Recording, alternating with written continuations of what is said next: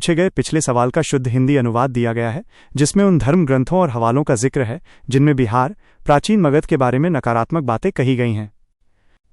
आपने एक अत्यंत महत्वपूर्ण ऐतिहासिक और शोधपरक प्रश्न पूछा है। जैसा कि पहले बताया गया, प्राचीन काल में आज के बिहार को मगध, अंग, कीकट और वज्जी जैसे नामों से जाना जाता था। वैदिक सभ्यता, जो पश्चिमी भारत में केंद्रित थी, और मगध की सभ्यता, पूर्वी भारत के बीच गहरा धार्मिक और सांस्कृतिक मतभेद था। इसी कारण कई प्राचीन हिंदू धार्मिक ग्रंथों में इस क्षेत्र की निंदा की गई है। शोध के आधार पर उन ग्रंथों और हवालों की सूची निम्नलिखित है। 1. अथर्ववेद, अथर्ववेदा। यह सबसे प्राचीन प्रमाण माना जाता है।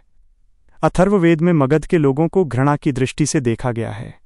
हवाला: अथर्ववेद के मंत्र 5.22.14 में बुखार, तकमन -फीवर और बीमारियों को आदेश दिया गया है कि वे आर्यों के क्षेत्र से दूर अंग और मगध के लोगों के पास चले जाएं।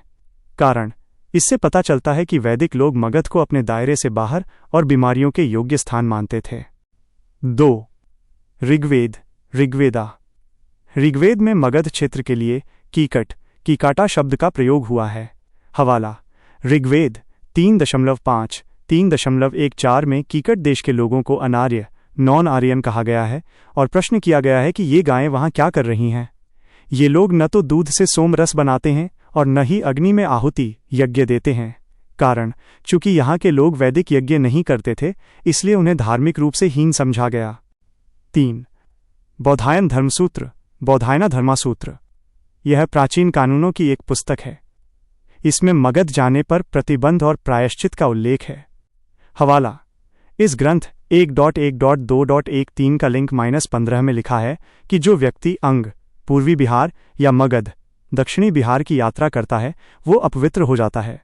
प्रायश्चित: वापस आने पर उसे शुद्ध होने के लिए पुनस्तोम या सर्वपृष्ठ नामक यज्ञ करना होगा, तभी वह पुनः पवित्र माना जाएगा। 4.